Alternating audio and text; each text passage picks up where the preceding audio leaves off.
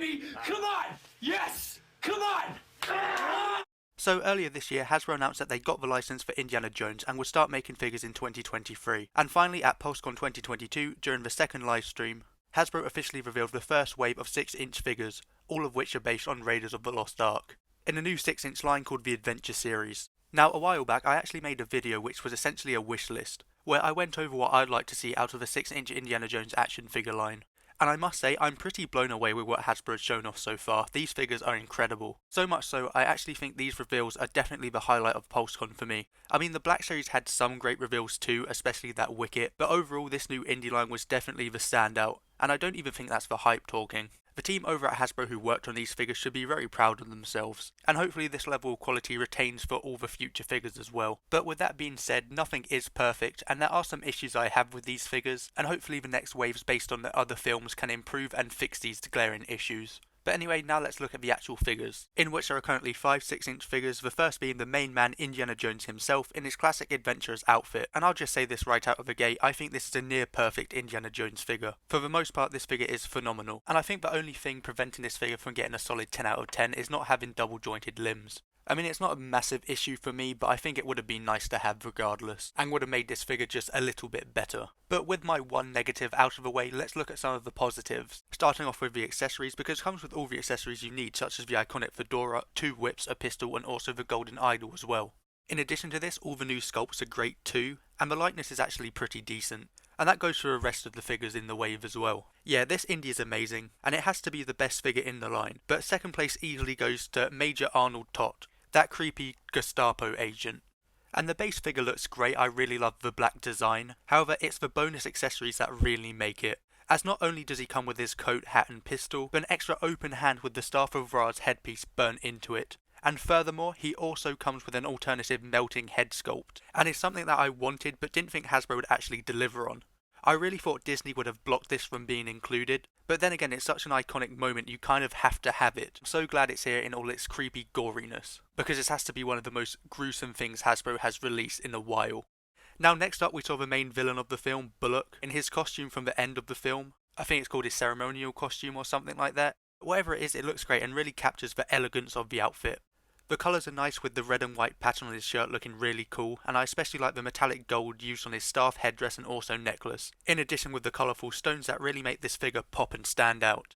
And I'm actually quite surprised they went for this look. I thought they would have gone for his regular outfit he wears for the majority of the film, but I guess this does go well with the Ark of the Covenant, which you can get by buying the entire wave of figures, because instead of having a build a figure, there's a build an artifact, which I think is a really genius idea from Hasbro. Salah is up next, and to be honest, he's probably my least favourite out of the bunch, just because the figure's kinda basic. But my main problem with the figure is that I just wish they made him a bit bigger, because Salah is a big guy.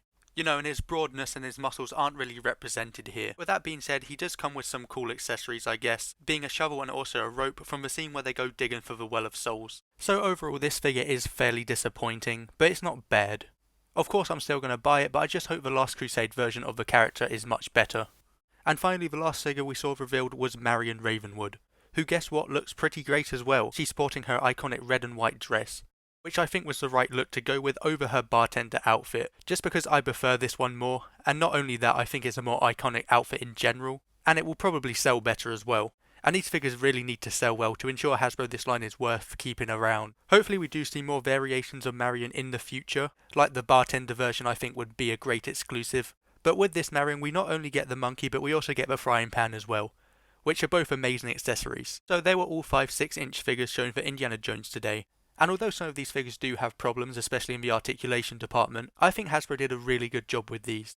Even the plastic-free packaging doesn't look that bad. I mean, it's way better than the Black Series' new boxes. Admittedly, it would definitely look better with a plastic window, but with that being said, the artwork is actually really nice. It almost looks like a cover of a VHS tape or something. The colours are nice, you have the map in the background, the glam of the figures don't look out of place or too jarring, but I think the highlight definitely has to be the artwork. I love how it connects from the front of the box to the side. You get all these small images at the bottom and then the big headshot of a character on the side of the box. It just looks incredible, I think, and probably some of the best plastic-free packaging we've seen yet. And here's the back of the box, you know, it has all your warnings, it has the details of the characters, and also a render of the figure and all the accessories it's meant to come with, assuming these plastic-free boxes haven't been completely ravaged.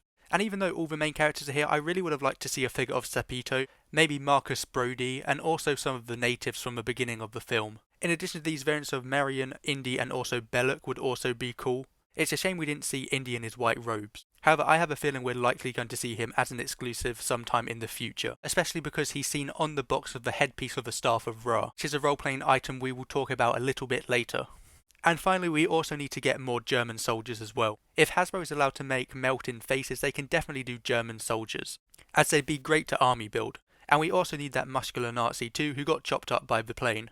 But that about does it for 6-inch. But they weren't the only reveals today, as we do have a retro Indiana Jones also coming soon. Now this Indiana Jones was the only reveal for this new retro line, and as you can see the figure's in that basic but classic retro style, similar to the Star Wars retro figures, which is obviously paying tribute to the 80s Kenner figures. And the card back as well also reflects this, and it looks absolutely amazing. I mean, it is just the same as the old one, but it still looks great. I really love the orange edge around it, the yellow really pops, and the logo's pretty cool as well. Not to mention that great image of Indy as well. And I think older collectors and anyone who's into retro is really going to appreciate this figure, and hopefully we do see more of them in the future. And that was the only figure in the 3 3/4 scale shown today for Indiana Jones. Which is a shame because I know a lot of people are hoping for an Indiana Jones equivalent of the vintage collection, where we have really detailed 3 3/4 figures, on a classic card back, with playsets and vehicles to go along with them. Unfortunately, that wasn't revealed today, but I am sure we will get one in the future. I just think Hasbro really needs to pace themselves when it comes to the Indiana Jones license, because unlike Star Wars that spans dozens of films and shows, Indiana Jones is only 4 films, therefore there's a lot less you can do with it.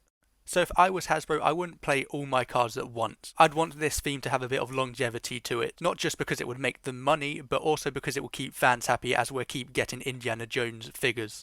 Now finally we did get one more reveal for Indiana Jones, and that's the Staff of Ra Adventure Series Premium Roleplay item. It's basically just a replica of the headpiece of the Staff of Ra, and I'm guessing this is the Indiana Jones equivalent to the Black Series helmets and lightsabers. And I must admit, this looks pretty cool actually. I mean, the Staff of Ra is really nicely detailed, the colours are great with the gold and the red gem in the middle. I think it just looks phenomenal, and for £50 you can't go wrong. Although I'm not a massive fan of the display plate it comes with, it just looks so plasticky and fake compared to the actual headpiece, and I'd rather they just charge us an extra £30 or whatever and give enough for full staff. I think that would have been a lot better. Although this is still really cool, and I'm happy Hasbro is doing a line like this, because there's a lot of potential for it. Because recently Disney has been making replicas of the Golden Idol, the Shankara Stones, the Crystal Skull, so I'm excited to see what Hasbro does with a line like this. So anyway, those were my thoughts on the new Indiana Jones theme Hasbro is doing. I honestly loved pretty much everything that was revealed. Hopefully this line does sell well and we get to see more in the future, because I can't wait to see figures from both Temple of Doom and The Last Crusade. Crystal Skull, not so much. Now on, I think this channel is going to change, from covering Star Wars content to primarily Star Wars content with a sprinkle of Indiana Jones here and there. But let me know down below what you think of all these figures in the comments. As always, thanks for watching and I'll see you in the next one.